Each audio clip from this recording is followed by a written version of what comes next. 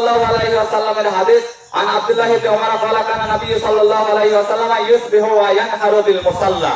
আল্লাহ রাসূল সাল্লাল্লাহু আলাইহি ওয়াসাল্লাম ফাঁকা মাঠে ঈদের নামাজ পড়তেন আর সেখানেই তিনি কুরবানির পশু জবাই করতেন। সেজন্য রাস্তার ধারে কুরবানি করা ঠিক নয়। তার কারণ হচ্ছে কুরবানি যে জায়গায় জবাই করা হয় পশুটা, সেই জায়গা থেকে একটা দুর্গন্ধ বের হয়। সেজন্য যতটা সম্ভব আপনারা আশেপাশে বাড়ি নেই বা রাস্তা থেকে দূরে পশু জবাই করার চেষ্টা করবেন। আর যদি তেমন কোনো জায়গা না থাকে, দেখা গেলো বাড়ির আশেপাশে যদি বাগান থাকে, সেখানে যদি জবাই করতেই হয় তাহলে সেই পশুর রক্ত আর ওই ভড়ি ফাটানোর পর যে ময়লাটা বের হয় সেটা আপনারা খুঁড়ে মাটি চাপা দিয়ে দেবেন।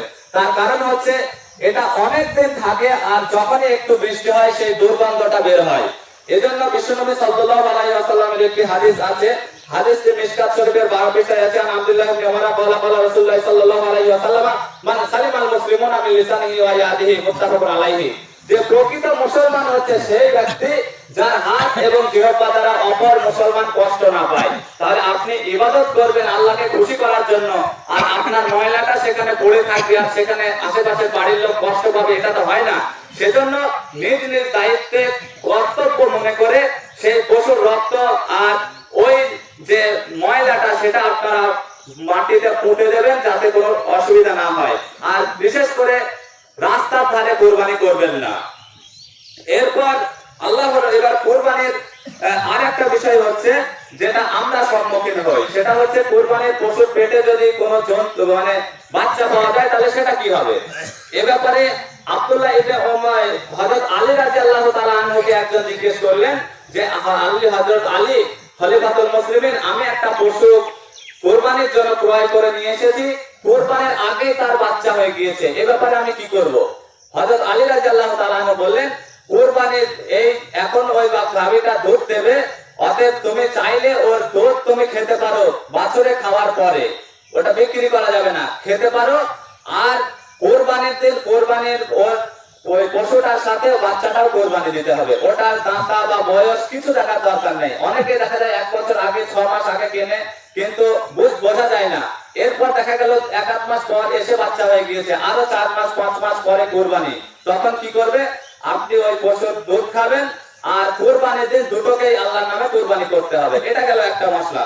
2 নম্বর হচ্ছে যেটা পেটে জবাই করার পর দেখা যায় সেটার ব্যাপারে কি হবে। এ ব্যাপারে একটি হাদিস আছে মিশকাত শরীফের 358 নম্বর হাদিস। আবি সাঈদ আল-খুদরি রাদিয়াল্লাহু আনহু قال قلنا يا رسول الله ننحر الناقة ونذبح البقرة والشاة فنجد في بطنها الجنين أم نأكله نلقيه أم نأكله।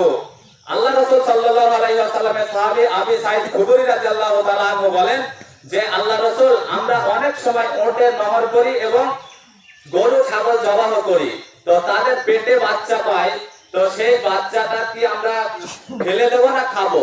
এখানে গরুটার ব্যাপারে ওটটার ব্যাপারে কোশ্চেন করা হয়নি, কিন্তু আমাদের মাঝে অনেক মানুষ আছে যারা মনে করে এটা খারাপ, পছন্দ করে না, সেজন্য ওই পশুর মাংসই খায় না। গরুর পেটে যদি বাচ্চা পাওয়া যায় সেই গরুর মাংসই খায় না, ছাগলের পেটে বাচ্চা পাওয়া গেলে সেই মাংসই খায় না। এটা কিন্তু ঠিক নয়। সাহাবী জিজ্ঞেস করছেন যে ওই পেটে যে বাচ্চাটা পাওয়া গেছে ওর মাংস কি খাওয়া যাবে না ফেলে দেব। আল্লাহ রাসূল সাল্লাল্লাহু আলাইহি ওয়াসাল্লাম বলেন, ইন শি'তুম ইন ফাকুলুহু ইন শি'তুম ফা ইন্না যাকাতাহু যাকাতা উম্মিহি। তুমি চাইলে সেটা খেতে পারো তোমার যদি রুচি হয়, কারণ তার মায়ের জবাইটাই হচ্ছে তার জবাই। তো সেজন্য যদি কোনো পশুর পেটে বাচ্চা পাওয়া যায় তাহলে সেটা দোষের কিছু নয়। তবে এই না যে আমার একটা গরু আছে সেটা দেখা গেল 5 মাসের গাভী না, সেটাই আমি কোরবানি করছি, সে ব্যাপারে কিছু বলা হয়নি যে যদি না জানার কারণে পাওয়া যায় তাহলে সেটা। অনেক মানুষ আছে কোরবানির পশু কিনে নিয়ে আসে, তারপর চেক করে, দেখার পর যে দেখা গেল যে বাচ্চা আছে পেটে, যদি প্রমাণ হয় তাহলে সেটা আর কোরবানি করে না, সেটা রেখে দেয়, দিয়ে অন্য কিছু কোরবানি করে বা কি করে। এটা কিন্তু ঠিক নয়। যেটা কোরবানির জন্য ক্রয় করা হবে সেটা কোরবানি করতেই হবে। এরপর কোরবানির যেটা মূল জিনিস সেটা হলো মাংসটা আমরা কি করব। এ ব্যাপারে আল্লাহ রাব্বুল আলামিন পবিত্র কোরআনের 2টো আয়াতে বলেছেন। সূরা হজের 28 নম্বর এবং 36 নম্বর আয়াতে বলেন, ফাকুলু মিনহা ওয়া আতইমুল বাঈসা ওয়াল ফাকিরা। আল্লাহ তাআলা বলেন যে তোমরা তার থেকে খাও এবং তোমরা তোমরা কি করো, দরিদ্র ক্ষুধার্ত নিঃস্ব অসহায় মানুষদেরকে খাওয়াও। এরপর পরের আয়াতে 36 নম্বর আয়াতে বলেন ফাকুলু মিনহা ওয়া আতইমুল কানিআ ওয়াল মুতাররা। আল্লাহ রাব্বুল আলামিন বলেন তোমরা খাও এবং দুস্থ দরিদ্র অসহায় মানুষদেরকে খাওয়াও, ফকিরদেরকে খাওয়াও, যারা চাইতে আসে তাদেরকে দাও, যারা কুরবানি করতে পারেনি তাদেরকে দাও। সেজন্য হাদিসে আরো এসেছে যে তোমরা খাও, জমা করে রাখো এবং খাওয়াও। সেজন্য আমাদেরকে লক্ষ্য রাখতে হবে কুরবানির পশুর মাংস আমরা খাবো এবং আমরা আত্মীয় স্বজন এবং যারা পাড়া প্রতিবেশী গ্রামের লোক যারা করতে পারেনি তাদেরকেও খাবো। এবার তাদেরকে দিতে হবে ভালো মাংসই দেবেন, এমন মাংস দেবেন না যে মাংস তারা খেতে পারে না। আর একটা পর্যায়ে দেবেন যে এমন নয় যে 20 কেজির জায়গায় আপনি 500 গ্রাম মাংস মসজিদে পাঠিয়ে দিলেন বা 1 কিলো মাংস দিলেন, এটা যেন না হয়। একটা মানসম্পন্ন ভাবে আপনার বিবেক যেটা চাই সেইভাবে আপনি দেবেন। তো সেজন্য অনেকে বলেছেন যে 3 ভাগ করার জন্য, যদি কেউ করে তাতে কোনো সমস্যা নেই, কেউ যদি কুরবানির মাংস সব মিলিয়ে দেয় তাও তাতে কোনো সমস্যা নেই। সেজন্য আপনারা এটা নিজের ব্যক্তিগত মনে করে আপনার বিবেককে কোশ্চেন করবেন আর সেইভাবে আপনারা দেবেন। তো বেশি সময় আর আলোচনা করব না, টাইম শেষ হয়ে গিয়েছে।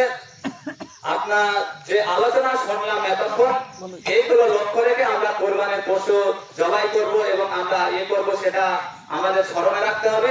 আরেকটা বিষয় আমাদের সেক্রেটারি সাহেব বললেন, বড়